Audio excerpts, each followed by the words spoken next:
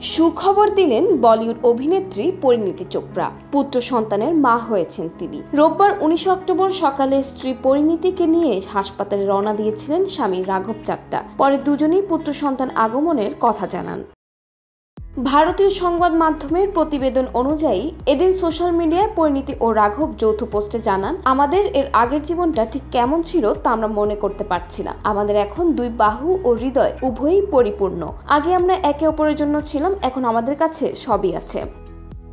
এদিকে এই দম্পতির সন্তান আগমনের পোস্টে শুভকামনা ও শুভেচ্ছা জানাচ্ছেন ভক্ত শুভাকাঙ্ক্ষীরা। একই সঙ্গে শুভেচ্ছা জানিয়েছেন ইন্ডাস্ট্রির সহকর্মী অভিনেত্রী অনন্য পাণ্ডে, কৃতি সেনন, মনীষ মালহোত্রা সহ একাধিক তারকারা।